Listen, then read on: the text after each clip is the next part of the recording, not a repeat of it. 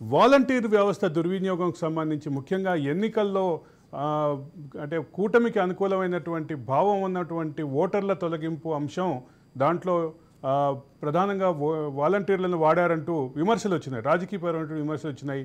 ఎన్నికల కమిషన్ కూడా ఇదే విషయం మీద ఫిర్యాదులు కూడా వెళ్ళినటువంటి పరిస్థితి. మీ పార్టీ రాష్ట్ర అధ్యక్షురాలు స్వయంగా ఎన్నికల కమిషన్ని కలిసి కూడా ఫిర్యాదు ఇచ్చినటువంటి పరిస్థితి ఉంది.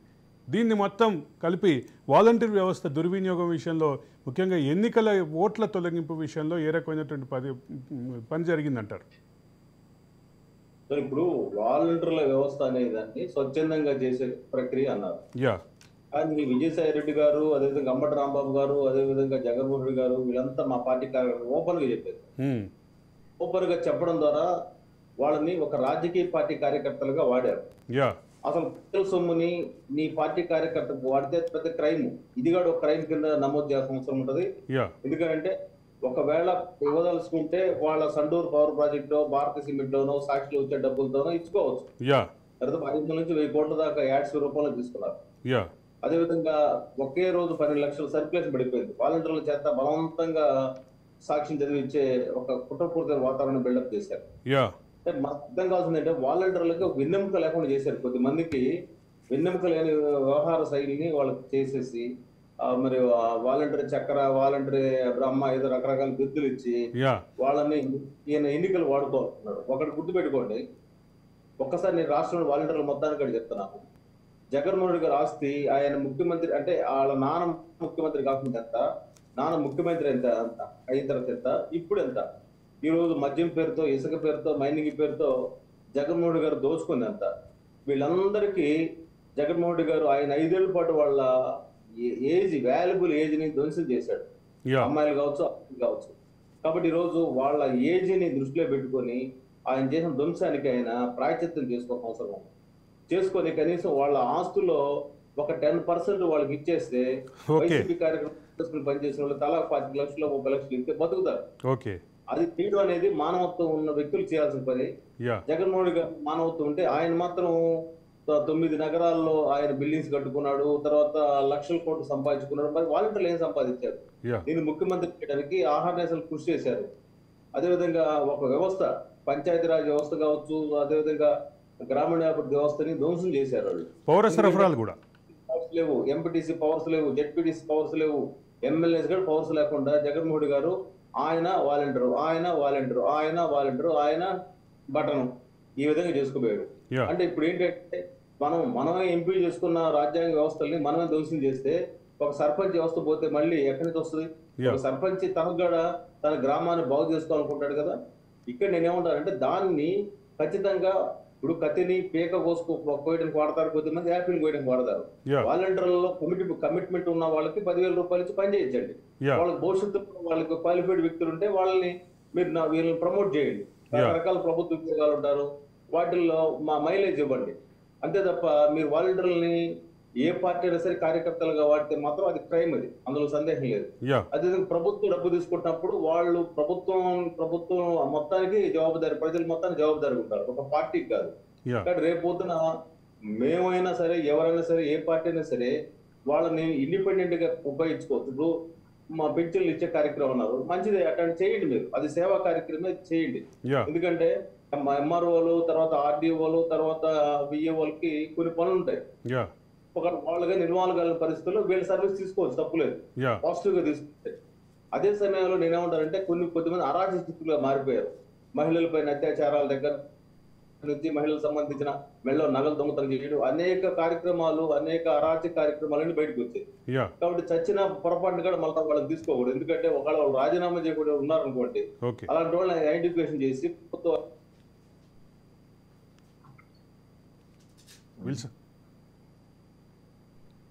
వ్యవస్థలో పాజిటివ్ గా చేసే వాళ్ళు అవసరం మనకి. చేసే వ్యవస్థ ప్రొటెక్ట్ చేసుకోవాలి. అదే విధంగా ఎన్నికల వరకు రాజకీయాలు మాడుకుంటా ఉంటాయి. ఎన్నికల తర్వాత ఇప్పుడు ఆయన అంటే కులం లేదు, ప్రాంతం లేదు, మతం లేదు అంటాడు. ఆయన వర్గానికి సంబంధించిన వాళ్ళకి మాత్రమే అనేక పదవులు ఇచ్చుకున్నాడు. ఉన్న రాష్ట్రాన్ని మొత్తానికి లూటీ చేసి డబ్బులు సంపాదించుకున్నాడు. ఇప్పుడు ఏమంటామంటే ఉమ్మడి ప్రభుత్వం మాది కాబట్టి, అంతకుముందు మా ప్రభుత్వంలో 72% పోలవరం కంప్లీట్ అయింది, మా ప్రభుత్వంలోనే మరి అమరావతికి 2,500 నుంచి 3,500 కోట్లు నిధులు వచ్చాయి. మా ప్రభుత్వంలో 4 ఇండస్ట్రియల్ కారిడార్స్ వచ్చాయి. మా ప్రభుత్వంలోనే 45 కేంద్ర సంస్థలు వచ్చాయి. ఇవన్నీ కూడా వచ్చింది టీడీపీ, బీజేపీ, జనసేన అవగాహనతో ఉన్న పొత్తులోనే జరిగాయి. కాబట్టి అలాంటి ఈ రోజు ప్రజలు ఏం కోరుకుంటారంటే, ఇంత గొప్ప విజయాన్ని ఎందుకు ఇచ్చారంటే ప్రజల్లో ఒక తిరుగుబాటు వచ్చింది. ఆ తిరుగుబాటు దాన్ని చూపించడం కోసం ఇంక వాళ్ళ దగ్గర వేరే మార్గాలు లేవు. లంక, శ్రీలంక లాంటి ప్రాంతాల్లో పోయి రామదాస్ మీద లేకపోతే వాళ్ళ మీద దాడులు చేశారు, కానీ ఇక్కడ ఆ పరిస్థితి లేదు. కాబట్టి ప్రజలు ప్రజాస్వామ్యబద్ధంగా మనం అంబేద్కర్ రాసిన రాజ్యాంగాన్ని రెస్పెక్ట్ చేస్తూ ప్రజాస్వామ్యబద్ధంగా వాళ్ళకున్న ఓటు వ్యవస్థను వాడడం వల్ల ఈ రోజు 11 సీట్లకు పడిపోయాడు. ఇంకా వైనాడు పులివెందులను కూడా మేము అన్నాం. ఆ రోజుల్లో కూడా పులివెందుల్లో కూడా ఆయన గెలవడం కూడా అది రాజశేఖర ఆత్మని మరి క్షోభింపు చేసే ప్రక్రియ. అదేవిధంగా వైఎస్ వివేకానంద రెడ్డి, ఎందుకంటే అక్కడ కూడా వాడాలి ఆయన. మొత్తం ఓడకపోయినా పులివెందుల్లో జగన్మోహన్ గారు ఓడించడం హిస్టారికల్ నెసిటీ. అది అవినాష్ రెడ్డి గారు వాడాలి. కాబట్టి ఇక్కడ ఏంటంటే ప్రజలు ఎమోషన్ గురి చేసి ప్రజలకు డబ్బులు ఇచ్చి మబ్బు పెట్టి రకరకాలు చేశారు. కాబట్టి రాబోయే రోజుల్లో జగన్మోహన్ రెడ్డి గారు మళ్ళీ పార్టీని పైకి లేపాలని ఆయన సాధ్యం పని కాదు. ఇప్పటికీ వాళ్ళ పార్టీ వాళ్ళు మొత్తం మంత్రులు వేశారు, కానీ ఏ మంత్రిని పని చేయించారంటే సజ్జల రామకృష్ణారెడ్డి గారు హోంమంత్రి సుచరిత ప్రారంభోత్సవం చేయాల్సిన దగ్గర తీరిపోతాడు, కచేరీ తీసుకుంటాడు. ఏ మంత్రికి కూడా పని అవకాశం కల్పించాల. ఈ పాపాలన్నీ కూడా జగన్మోహన్ రెడ్డి గారు తెలియ కూడా జరగలేదు. ఆయన ఎవరు మాట్లాడినది ఒట్టి మాట. ఆయన ఖచ్చితంగా వీళ్ళ చేత ఆయన చేయించాలని తప్పులన్నీ చేయించాడు, వీళ్ళతో మాడించాడు. ఆ మాట్లాడే దగ్గర రకరకాలుగా సోషల్ మీడియా పేరుతో సజ్జల భార్గవ్ ఏం చేశాడు, అమాయకులు కూడా తీసుకెళ్లి జైల్లో పెట్టారు. కొద్దిమంది చచ్చిపోయారు. అది ఎంత దారుణం. ముసలాళ్ళు వృద్ధురాలను కూడా చూసుకోకుండా ఒక మహిళ మీద మరి సిఐడి వాళ్ళు పిలిచి కేసులు పెట్టారు. ఇప్పుడు నేనేమంటారంటే ఇట్లా చేసిన అన్ని ప్రక్రియల మీద ఈ సోషల్ మీడియా వాడిన సజ్జల భార్గవ్ రెడ్డి మీద కూడా చర్యలు తీసుకోవాల్సిన అవసరం ఉంది. సజ్జల రామకృష్ణారెడ్డి గారు ఆయన ఖచ్చితంగా జైలు పంపాల్సిన అవసరం. ఎందుకంటే ఎందుకు జైలు అంటున్నానంటే ఈ రోజు రాష్ట్రం ఈ పరిస్థితి దొరకడానికి కారణం 90% జగన్మోహన్ రెడ్డి అయితే ఈ 10% సజ్జల రామకృష్ణారెడ్డిదే. సరిగ్గా ఆయనకి చెప్పడంలో ఆయన విఫలం చెందాడు. ఒక సలహాదారుడుగా ఎందుకు విఫలమైనటువంటి లాజిక్ ఏంటంటే ఆయన డబ్బులు సంపాదించుకోవడం కోసం ఆయన ఏం చెప్తే అది సపోర్ట్ కొట్టాడు తప్ప ఈ రాష్ట్ర కమిట్మెంట్ అనేది ప్రజల పట్ల కమిట్మెంట్ అని మాకు సజ్జల రామకృష్ణ కనబడలే. ఇంకా ఆయన గల్లా జేది కంపెనీ వెళ్ళిపోతా ఉంటే మేము దండం పెడతాము, మీరు గోల్డ్ మహాప్రభు అన్నారు. అంటే ఎక్కడైనా సరే ఇతర రాష్ట్రాల్లో ఒక ఇండస్ట్రీ పెడితే ఆ ఇండస్ట్రీ పెట్టు దానికి సపోర్ట్ గా అధికార పక్ష ప్రతిపక్షం కలుస్తాయి. మీరు తమిళనాడు పోయి చూడండి, అధికార పక్ష ప్రతిపక్షం అక్కడ కలిసి ఒక ఇండస్ట్రియలిస్ట్ స్వాగతిస్తారు. ఎందుకు స్వాగతిస్తారంటే ఒక ఇండస్ట్రీ పెడితే 100కో 200 మందికో 300 ఉద్యోగాలు వస్తాయి. ఆ మానవీయ కోణం అనేది ఉండాలి. ఈ మానవీయ స్పర్శ లేని ముఖ్యమంత్రి ఖచ్చితంగా ఆ సినిమాలో కానీ పూడ్చిపెట్టాడు. రాజకీయ సమాధి అనేది ఖచ్చితంగా జగన్మోహన్ చేయాల్సిన ఒక చారిత్రాత్మక అవసరం. అది అవసరాన్ని ప్రజలు గుర్తించారు. కాబట్టి ఖచ్చితంగా ఈ రోజు అమరావతి చూడండి, 3 లక్షల కోట్ల విలువైన ల్యాండ్ ని ఆయన ఏం చేశాడు, ఆ ల్యాండ్ మొత్తాన్ని కూడా నిర్వీర్యం చేశారు. 45 కేంద్ర సంస్థలు ఇస్తే వాటిని డెవలప్ చేయలేదు. ఈ రోజు ఒక వారం రోజుల్లో అక్కడ లైట్లు వెలుగుతున్నాయి కదా. ఎందుకు అంత కక్ష? చంద్రబాబు మీద కోపం ఉంటే మరింత బాగా పనిచేసి మళ్ళీ రెండోసారి గెలవచ్చు. అదే సందర్భంలో విల్సన్ గారు 100 రోజుల కార్యాచరణ అంటూ దేశంలో మోడీ ఏదైతే ప్రారంభించారో అదే విధంగా ఆంధ్రప్రదేశ్ రాష్ట్రాన్ని మళ్లీ గాడిలో పెట్టడానికి 100 రోజుల కార్యాచరణ అంటూ చంద్రబాబు కూడా ప్రకటించినటువంటి పరిస్థితి ఉంది. 100 రోజుల కార్యాచరణలో ప్రధానమైన ఎజెండాలో ఈ 5 అంశాలతో పాటు ప్రధానమైన ఎజెండాలో ఏముండబోతున్నాయి? ప్రధాన ఎజెండాలో దళితులు, బీసీలకు సంబంధించి, మైనార్టీలకు సంబంధించి హక్కుల మీద ఖచ్చితంగా ఫోకస్ చేయాల్సిన అవసరం ఉంటుంది. అందులో అదే. ఎందుకంటే ఇప్పుడు ఆయన ప్రకటించాడు. ఆ ప్రకటించిన వాటిలో స్కిల్ డెవలప్మెంట్ అనేది లాంగ్ స్టాండ్ ఈ 5 సంవత్సరాలు అమలు చేయాల్సిన కార్యక్రమం. ఇది 100 రోజుల్లో చేయాల్సింది మాత్రమే కాదు, ప్రభుత్వం వరకు మనం ఇప్పుడు నైపుణ్యం ఉండబట్టే కదండి అమెరికా పోయి లండన్ పోయి మన వాళ్ళు చదువుకున్నారు, అక్కడ ఉద్యోగాలు ఇచ్చారు. కాబట్టి నైపుణ్యం అనేది ఈ రోజు మనం ఎవరైనా సరే విద్యార్థి ఆ స్కిల్ డెవలప్ చేసుకోవాలంటే 2 లక్షలు 3 లక్షలు కట్టే పరిస్థితి.